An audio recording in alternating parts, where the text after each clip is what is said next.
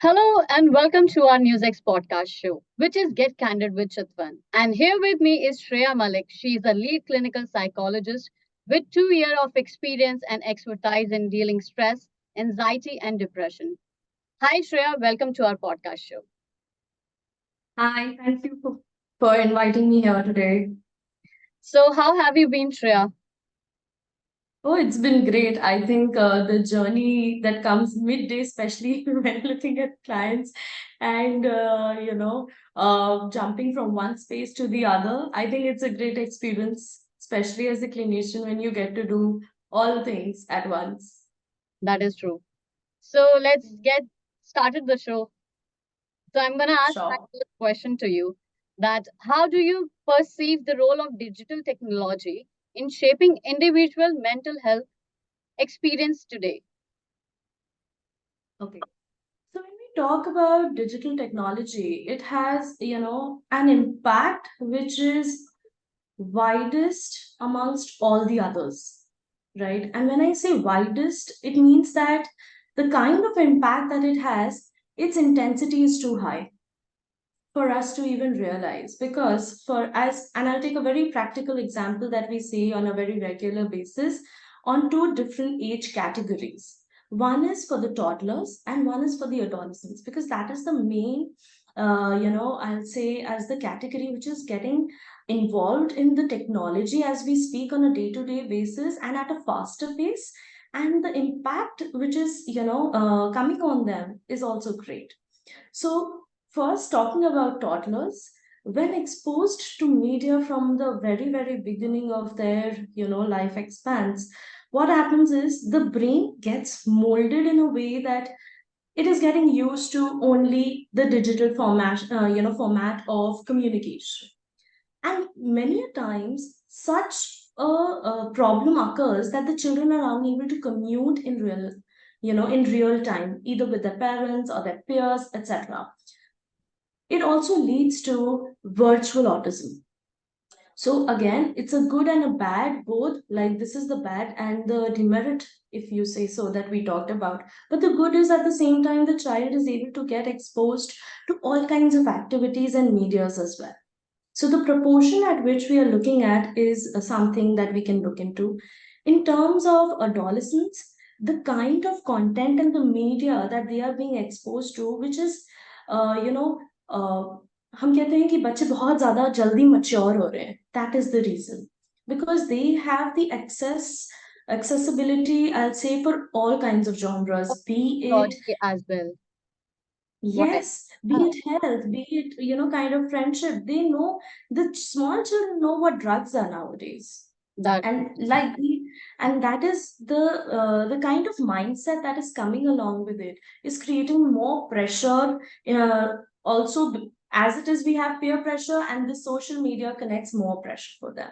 So digital, technology has a great impact in the growing minds of today. yeah, true. So my next question to you, can you discuss any notable positive impact of technology and mental health as well? And how can we leverage these benefits? Oh, yes. I think that's a good question for us to ponder on, because technology is the era that we are living in. And if we are not able to, sort of combine the two, that in terms of health and what is the positivity behind it, then I think we'll lag. So, to answer the question here, what is required is the right amount of exposure.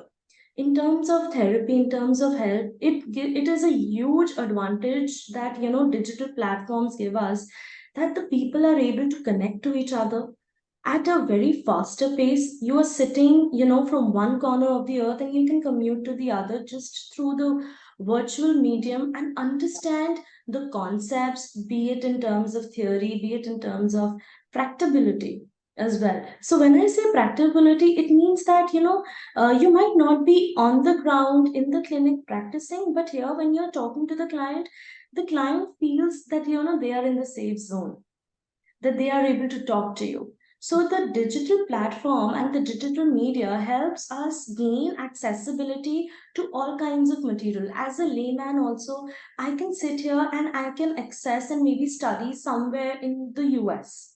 Hmm. Sitting in India, I can do that. Why? Because the digital platform is there. And also it gives us the variability for the exposure.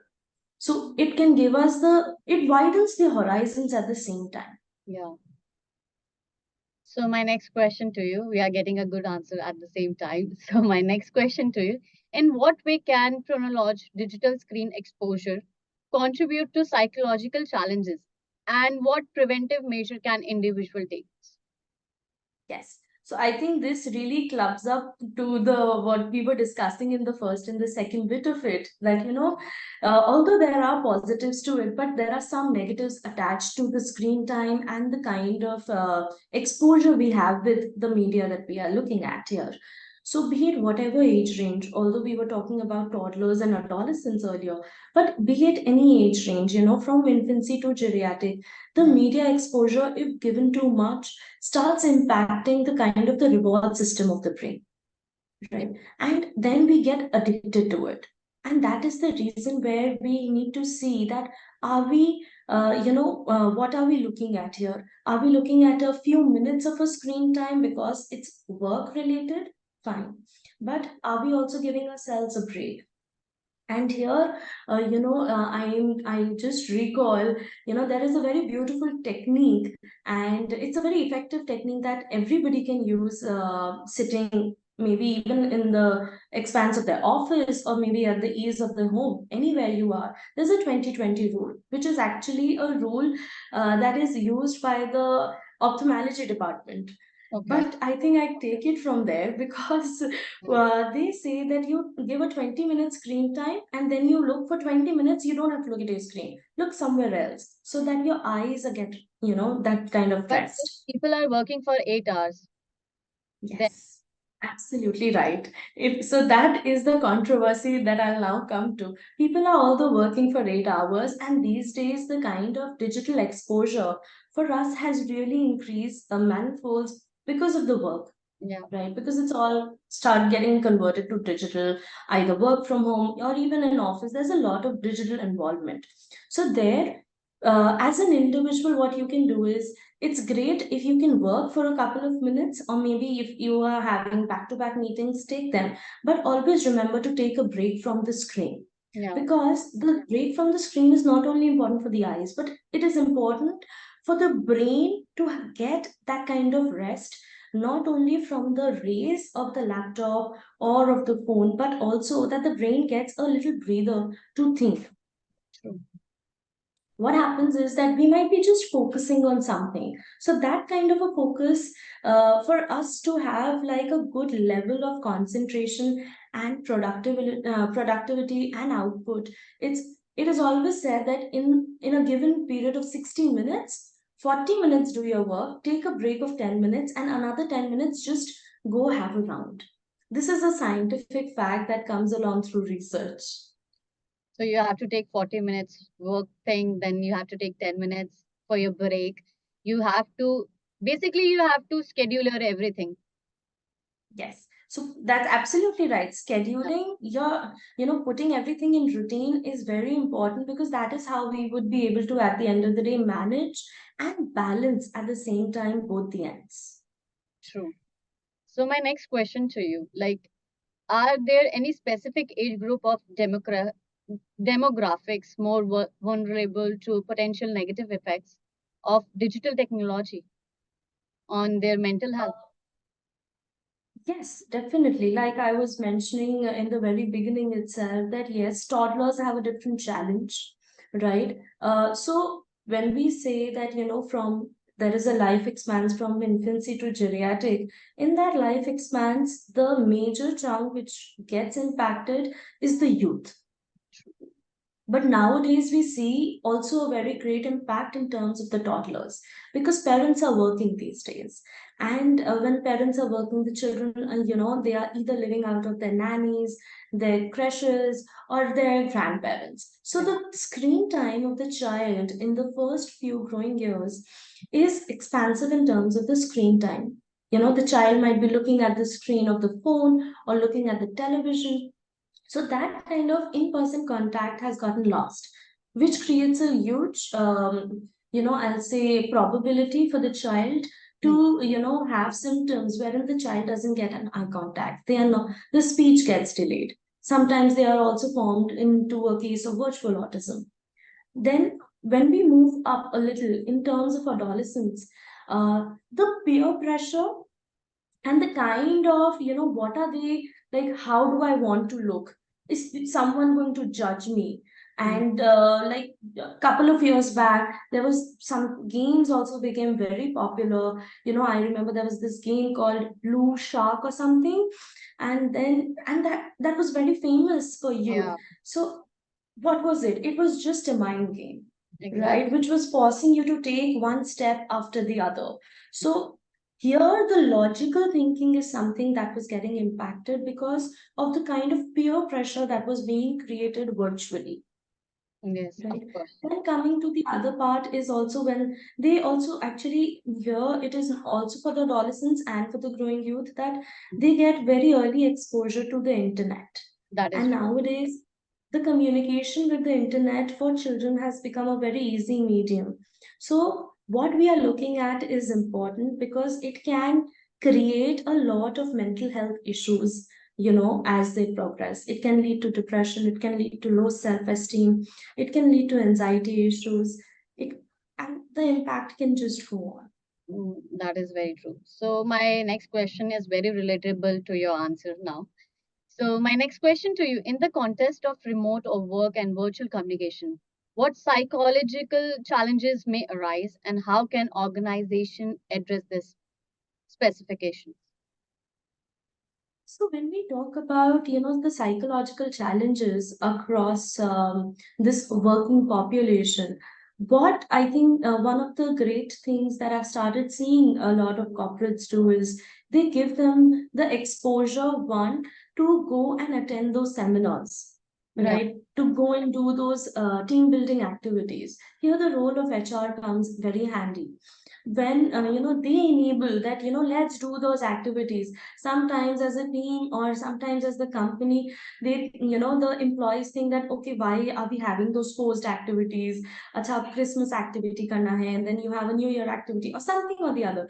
But those are those small little things that help you break your boredom and even come out of that zone of working all the time. yeah, Sometimes people even miss their meals. So this exposure now that the corporate has started enabling their employees with that, okay, we need to have these kind of group sessions, be it for happiness, be it for maybe management purposes. I recently also came across someone who tell me they also have it for substance sensations. Like for example, somebody is into smoking a lot, so we have programs for them that they can help, that where we can help them do habit formations. They yeah. can build healthy habits, and at the same time, this kind of a coping mechanism of using through smoking or any other drugs, that can be worked into. So there Mm. are different programs which are available nowadays, but at the same time, like we were discussing earlier, routine is important. Routine is important. Building those boundaries are important. Understanding that, okay, this is my time. I need to do something for myself. Maybe spend some time, some of it with my family or my friends, etc. So that kind of a balance is essential for us to maintain a healthy lifestyle. So my very last question to you, I don't want to leave you right now. It is a great conversation Mhm. we are having right now, which is very important for youth and everybody because people are like getting very much involved in technology, digital platform basically. So my last question to you is that have you experienced any feeling or like do you feel any sense of pressure, stress related to staying connected through digital platforms? Oh, I'll not lie here. That's truly a yes. That's Yeah, truly a yes. For example, I'll tell you a couple of years back, and the all of us as individuals, especially living in this digital era, so yeah, called, everybody gets into scrolling their phone. true. right? And I'm sure many can connect here that, we keep scrolling the phone. And when you're scrolling the phone and, you have so many people added, on your different platform, on your different accounts, be it Instagram, Facebook, wherever else you may be at. Hmm. And for that fact, LinkedIn as well, right? Whichever platform, even there are so many names I'm not mentioning here, you'll be there. And when you're scrolling through, you feel that, there is a very popular terminology famous with the youth nowadays, that is there a FOMO?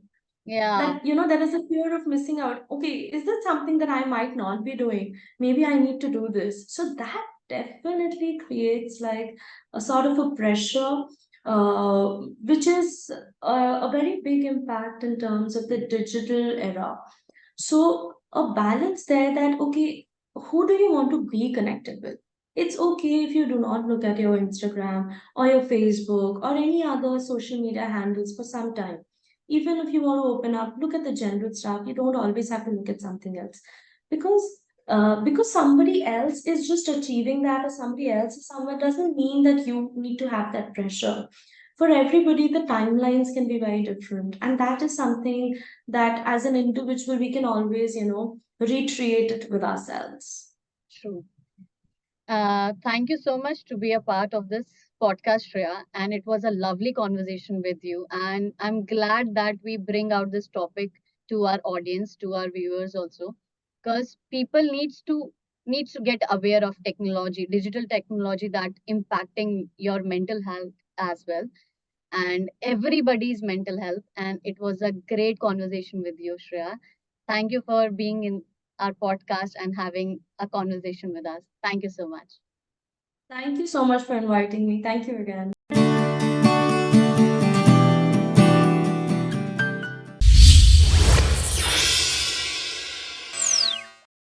For more such videos, subscribe to the NewsX YouTube channel, hit the bell icon.